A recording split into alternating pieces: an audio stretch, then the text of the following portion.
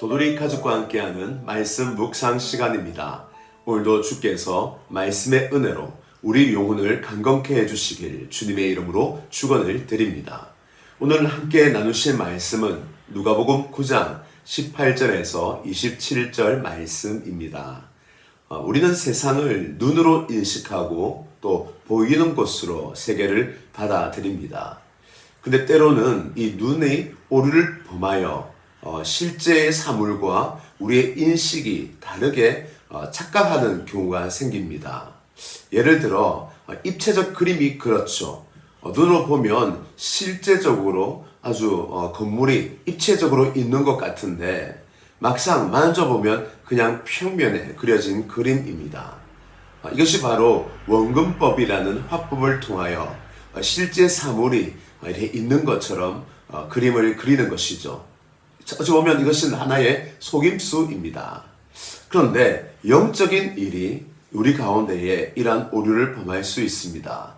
눈으로 볼 때에 영적인 착시 현상으로 실제의 모습과 우리의 느낌이 다를 수 있는 것입니다.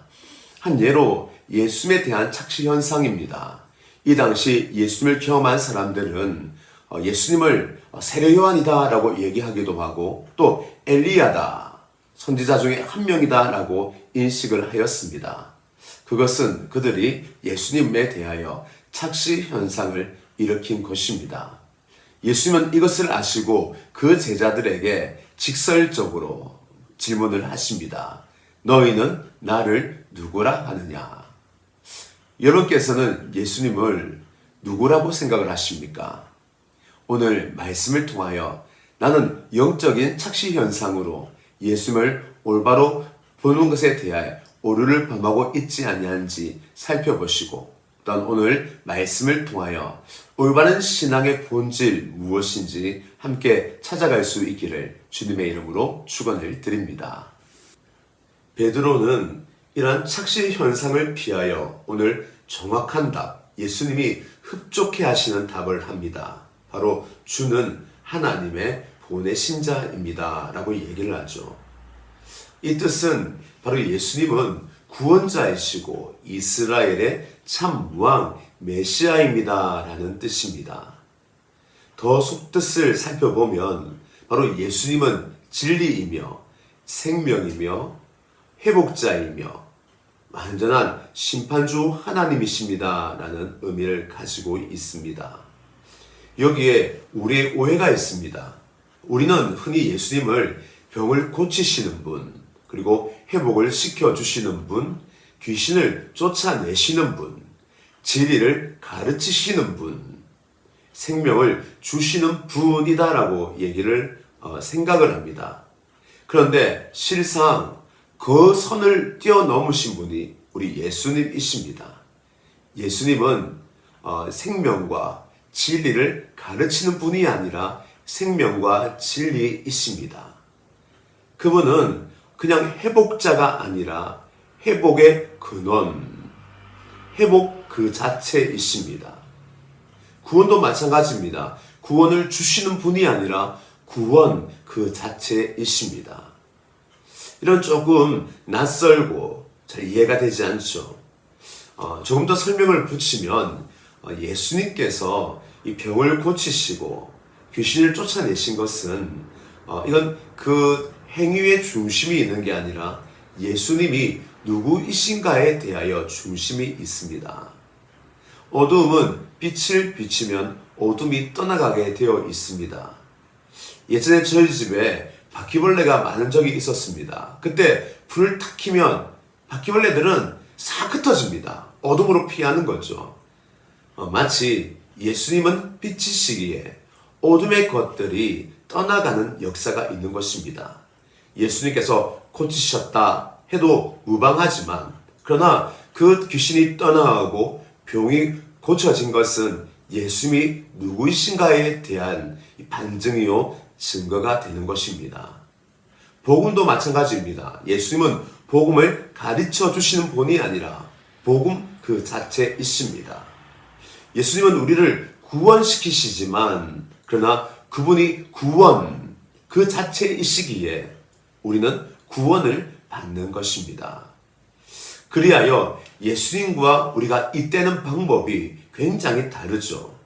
만일 예수님이 진리와 복음을 가르쳐 주시는 분이라면 우리가 열심히 배워서 수행하여 그 진리를 가지고 또한 생명을 우리가 취득을 하게 되는 것입니다. 그러나 이 진리와 이 생명은 예수 그리스도 그분 자체이시기 때문에 우리가 얻을 방법이 없습니다. 딱 한 가지 방법입니다. 그 생명에 잇대는 것입니다. 접붙여진 이 가지가 살아나듯이 우리가 예수님께 딱 달라붙어 있어야 살 수 있는 것입니다. 그리하여 우리가 진리를 얻는 방법은 유일하게 예수 그리스도를 믿는 방법밖에 없습니다. 예수를 믿는다라는 것은 그분과 우리가 딱 하나가 되는 것이고 그분과 우리가 믿음으로 운명을 같이 하는 운명 공동체가 되었음을 말씀하는 것입니다. 예수님이 우리와 함께하기 때문에 우리 삶에는 회복과 치유가 반드시 일어납니다. 우리가 생각한 차원을 뛰어넘은 영원한 관점 속에서 주님은 우리의 영혼을 회복시키시고 우리의 삶을 반드시 치유하십니다. 그 예수님이 우리와 함께 하시기에 여러분과 저는 그리스도 안에서 믿음으로 회복과 치유의 축복들을 다 누릴 수 있기를 주님의 이름으로 축원을 드립니다. 우리는 믿음으로 예수님과 우리가 하나가 되었습니다. 그리하여 제일 먼저 일어나는 일은 우리가 예수님을 믿어 하나가 되었기 때문에 예수님께서 죽으신 십자가와 부활이 바로 나의 것이 되는 것입니다. 우리가 예수님을 믿었기 때문에 우리는 예수님과 같은 운명 공동체입니다.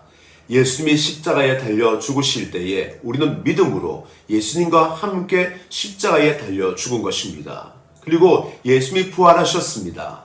마찬가지로 믿음으로 예수님과 우리가 하나가 되었기 때문에 우리는 예수님과 함께 부활에 동참하게 되는 것입니다. 그래서 십자가의 부활, 이 믿음은 그냥 믿는다, 결단, 의지가 아니라 실제로 예수님과 내가 하나가 된 그 일 가운데 이루어진 바로 놀라운 사실인 것입니다. 이제 예수님의 십자가 부활은 바로 나의 것이 되었고 예수님은 믿음을 통하여 나와 연합이 되었습니다. 이제 그리스도의 운명과 나의 운명은 잇대어 있는 운명이요 함께하는 운명이 된 것입니다. 이렇게 함께하기 때문에 우리 안에 일어나는 일상생활에 일들이 있습니다. 그것은 바로 내 자신을 부인하는 겁니다. 예수님과 내가 함께 살기 때문에 함께 하기 위해서는 서로 방향이 다를 때에 한 사람은 자신의 방향, 가는 길을 포기해야 합니다. 이것을 가리켜 자기 부인이라고 얘기하죠. 오늘 주님은 주님의 길을 따르기 위해서는 자신의 십자가를 져야 된다라고 얘기합니다. 바로 자기를 부인하는 것입니다. 이것은 세상을 거부하기 위하여 부인하는 것이 아니라 예수님과 함께하기 위하여 우리는 내 자신을 부인하는 것입니다. 마치 제 아내를 선택하기 위하여 저는 30억의 여자를 포기한 것이죠. 마치 진주를 사기 위하여 자기의 모든 재산을 판 사람과 장사꾼과 같은 이치입니다. 바로 우리의 자아입니다. 내 생활의 습관, 내 생각의 사고방식, 그리고 내가 좋아하는 욕망, 소원들, 때로는 주님과 맞지 않을 때에 이 모든 것을 허물어야 합니다. 그런데 그 사고와 생각과 소원은 내 자신의 일부이기에 마치 살을 도려내는 아픔이 있죠. 그리하여 이것을 자기 부인이다라고 얘기하는 것이요. 또 자기를 십자가를 지고 가야 한다라고 말씀하는 것입니다. 믿음의 세계에서는 또한 착시 현상이 계속 일어납니다. 왜냐하면 보이는 것과 보이지 아니하는 것에는 엄연한 차이가 있기 때문입니다. 오늘 말씀에 보면 십자가를 부끄러워하지 말 것에 대하여 얘기합니다. 왜냐하면 십자가는 영광인데 육체의 눈으로 보면 이것은 부끄럽고 수치스러운 것으로 느껴질 수 있기 때문입니다. 분명히 살 길인데 육체의 눈으로 보면 그것이 망할 길처럼 보여 피하고 싶은 것입니다. 이스라엘 백성들이 마치 이 홍해의 길을 들어선 것과 같죠. 홍해 앞에 섰을 때에 그들은 그 길이 죽을 길, 망할 길로 생각되어져 원망하고 불평하였습니다. 그러나 믿음으로 볼 때에 그 길은 살 길이요 생명의 길이었죠. 바로 이와 같이 영적인 일에는 착시 현상이 일어나는 것입니다. 그리하여 주님은 십자가의 영광, 때로는 육체의 눈으로 보기에는 수치스럽게 느껴지지만 그 수치를 뛰어넘어 영광을 바라볼 것을 우리에게 요구하고 있는 것입니다. 우리 생활 속에서 십자가를 지는 삶 마찬가지입니다. 때로는 내 자존심을 버려야 하고, 내가 때로는 져야 하고, 손해를 봐야 하고, 무력한 자리에 서야 하고, 때로는 말로는 해결할 수 없는 그냥 인내만 해야 할 그 자리에 들어설 수 있습니다. 이때 그 자리가 만만치 않습니다. 오해를 당하고 수치를 당하고 그 길은 내가 무너지는 길같이 느껴집니다. 그러나 주님 말씀하십니다. 그 길이 살 길이라고. 왜냐하면 그 길에 예수님께서 함께 하시기 때문입니다.